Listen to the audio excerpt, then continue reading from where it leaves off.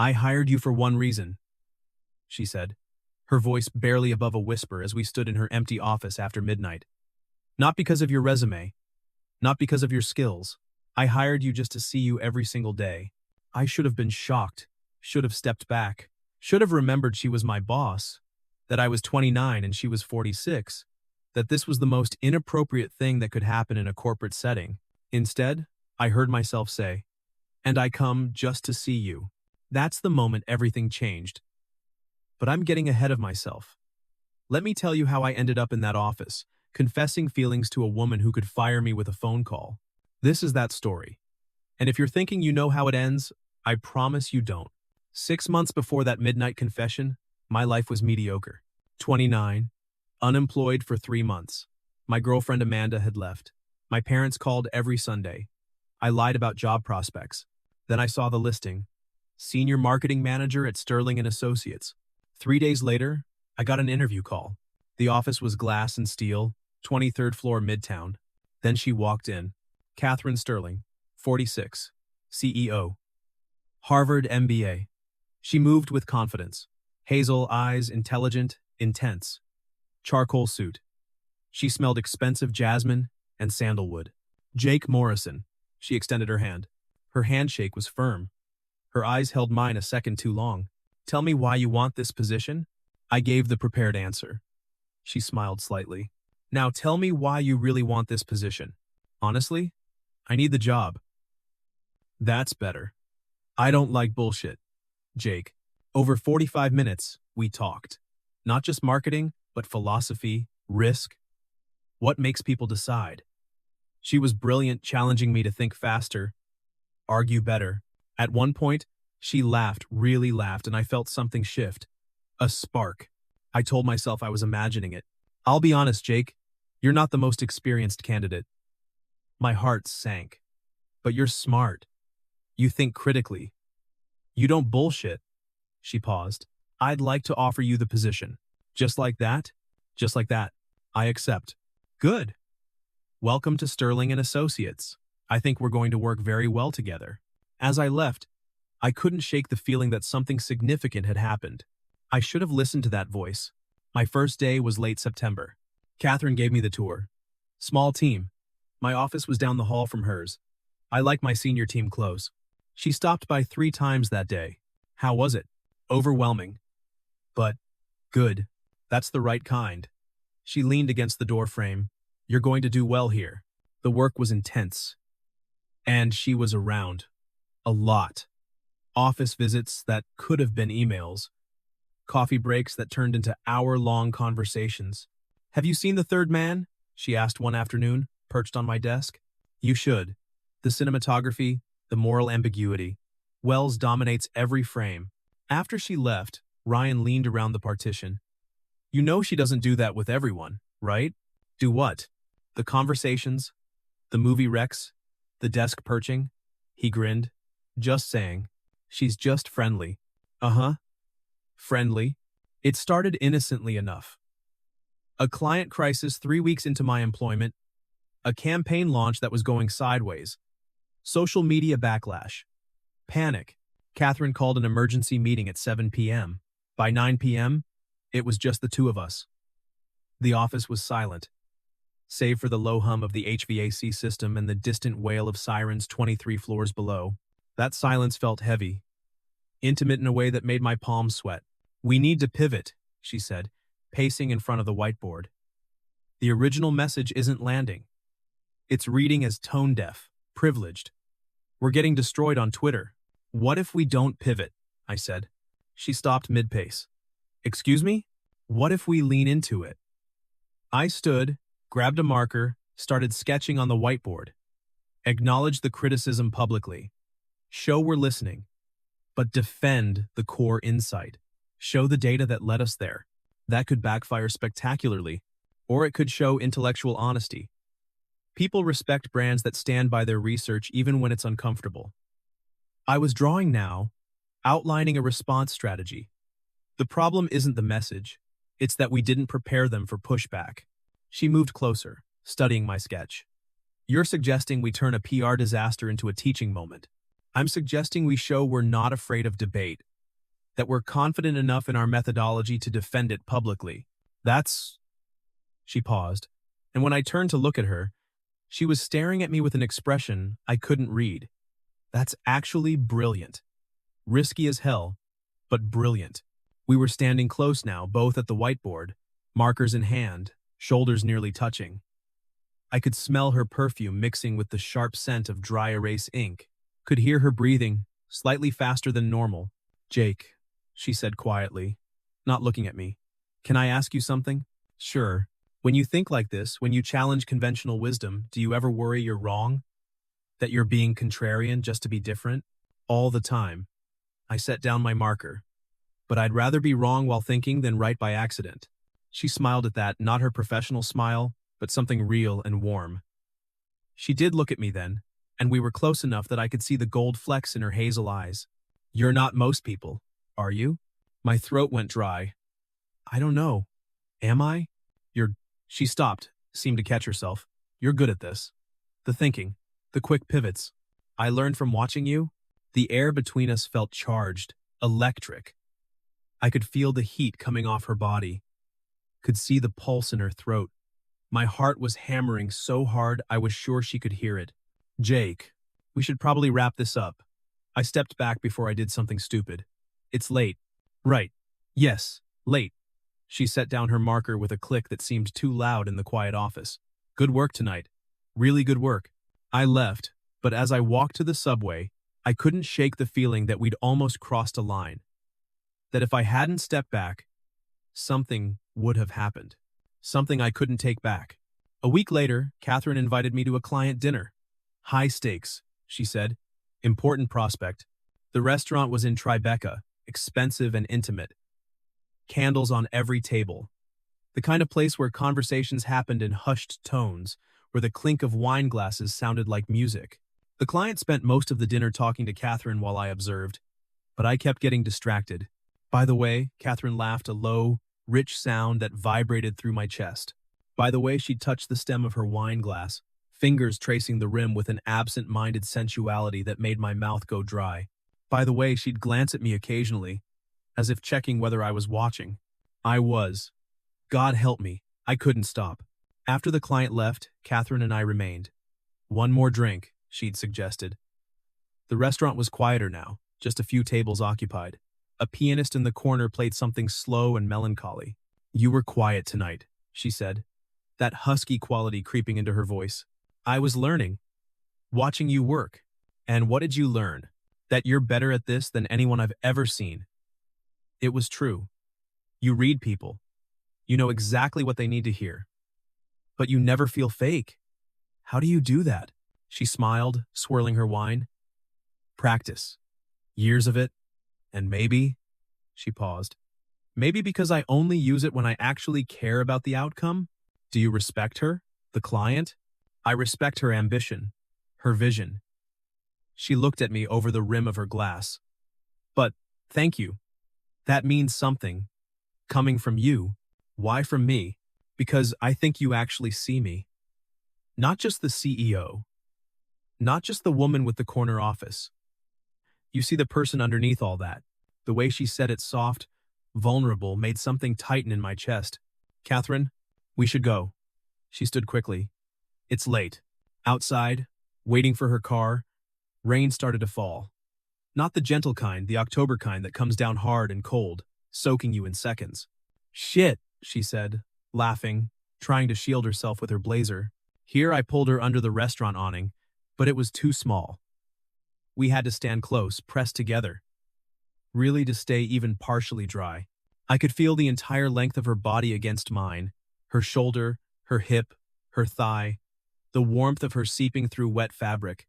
My heart was doing something irregular. Something that felt dangerous. "Jake." She wasn't looking at me, was staring out at the rain instead. Her voice was barely audible over the downpour. "Can I ask you something?" "Sure.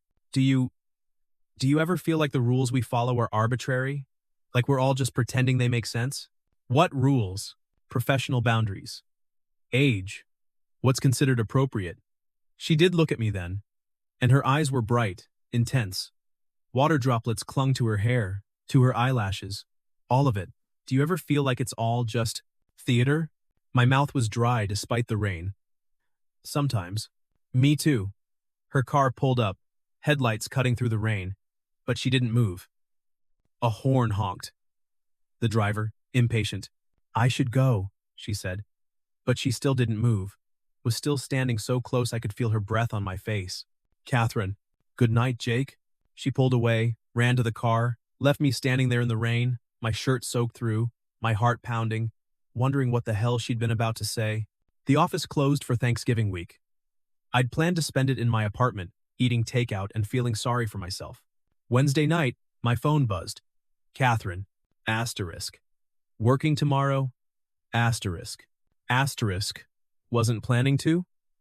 Why? Asterisk. Asterisk I am. Could use the company if you're free. No pressure. Asterisk. I should have said no. Asterisk. I'll be there at 10. Asterisk. The office was empty. Eerily quiet. Just the building's HVAC system creating a low, constant drone that made the space feel isolated, cut off from the world. Catherine was in the conference room when I arrived. Laptop open, papers spread across the table. She was wearing jeans I'd never seen her in jeans, and a cashmere sweater that looked impossibly soft. Her hair was in a messy bun, reading glasses perched on her nose. You came, she said, smiling. Actually smiling. Not the professional version. You asked? Most people would have said no. I'm not most people. No. She held my gaze. You're not. We worked for what must have been 2 hours, or tried to.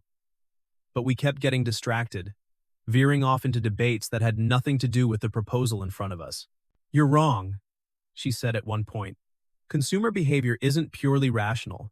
It's emotional decision-making, dressed up as logic. That's exactly my point, I countered. People rationalize emotional decisions, which means if we want to influence behavior, we need to trigger the emotion first, then provide the rational framework they'll use to justify it. So you're arguing for manipulation. I'm arguing for understanding psychology. There's a difference. She looked up then, removing her glasses. Is there? Because from where I'm sitting, you're describing the exact mechanism cult leaders use, or therapists, or teachers, or any relationship where one person helps another see something they couldn't see before.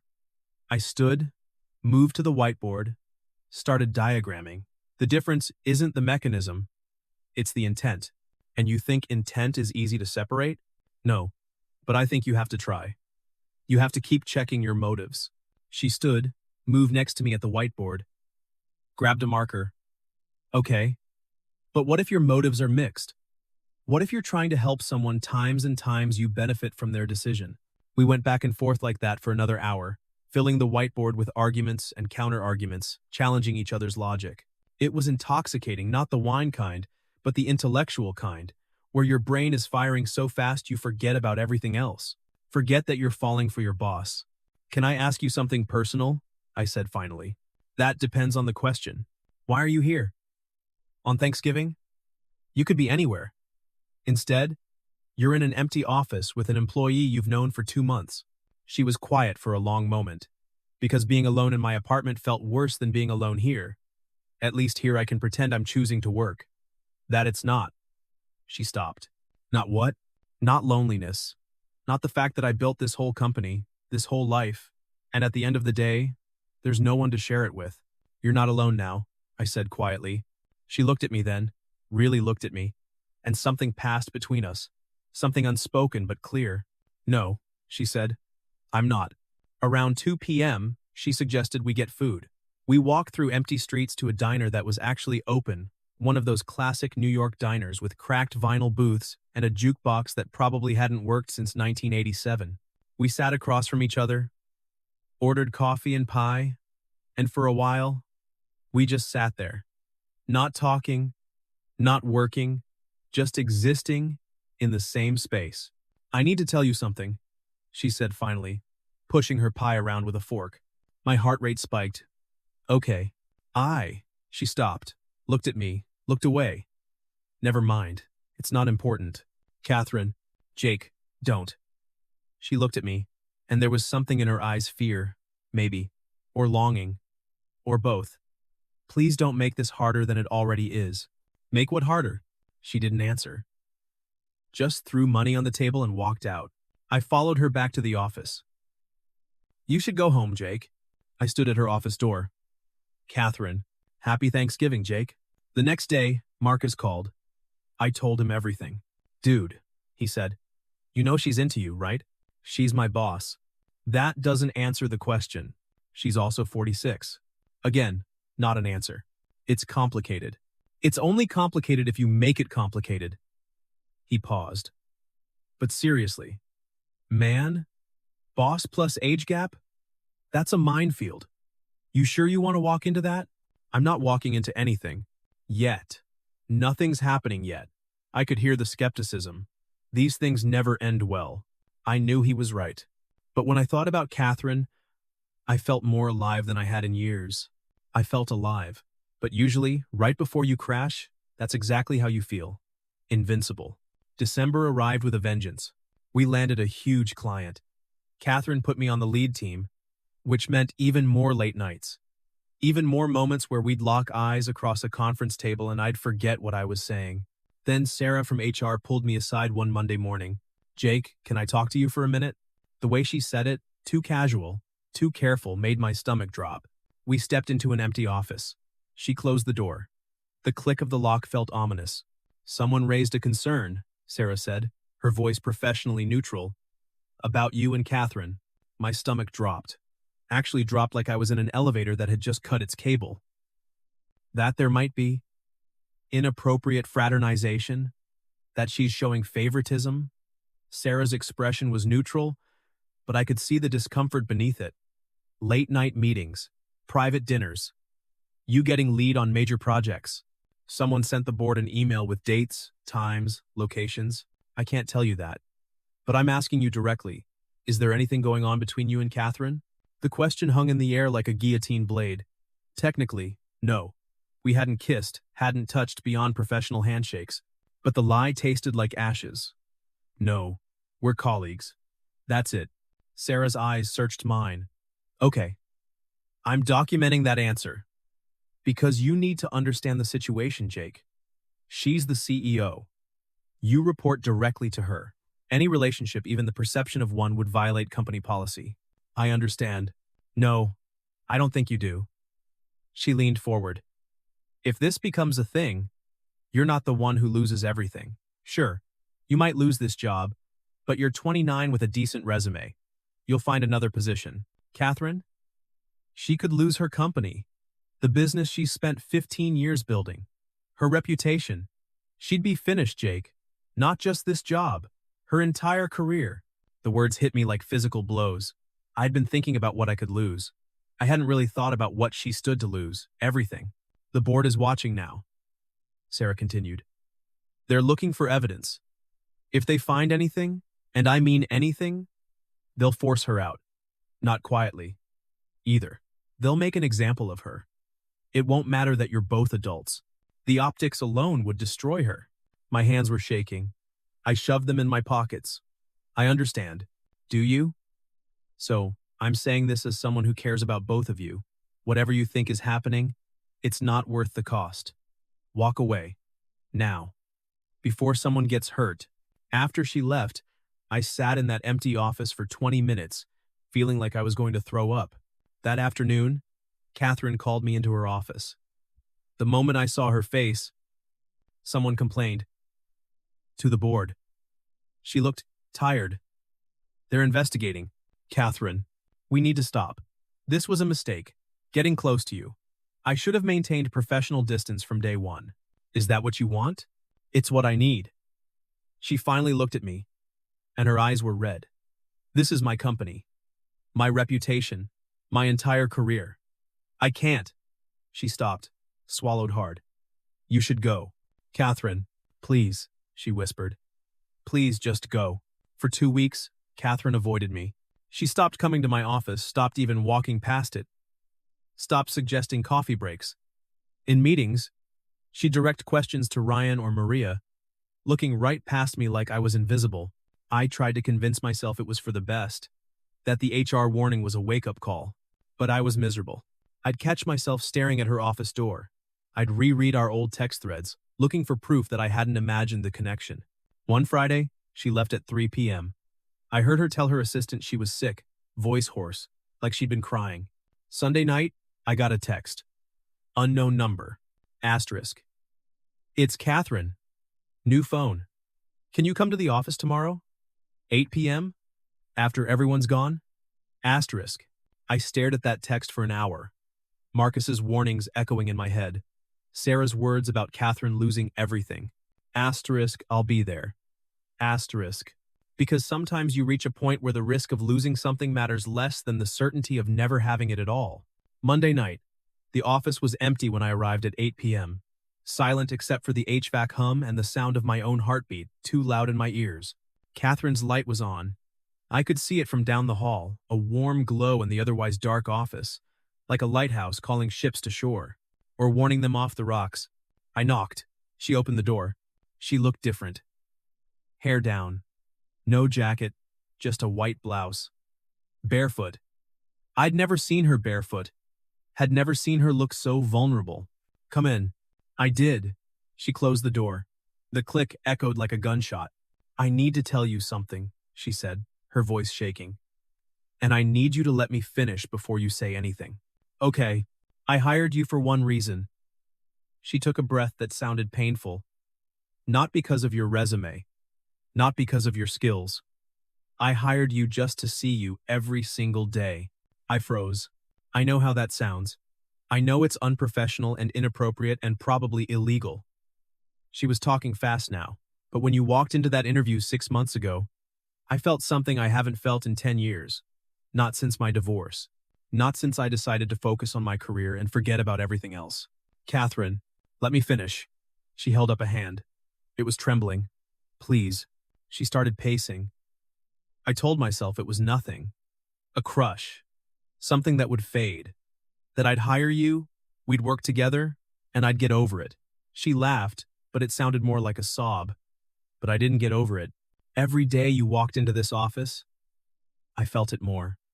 Every conversation, every debate, every moment you looked at me like I was more than just your boss. Like you could see me, the real me, underneath all the armor I wear every single day. She stopped pacing, faced me directly. Her eyes were bright, wet, desperately vulnerable. The HR complaint, the board, the warnings, they're all right. This is a disaster waiting to happen. I could lose my company. You could lose your job. There are 1,000 reasons this can't work. Catherine, but I can't keep pretending I don't feel this. Her voice broke.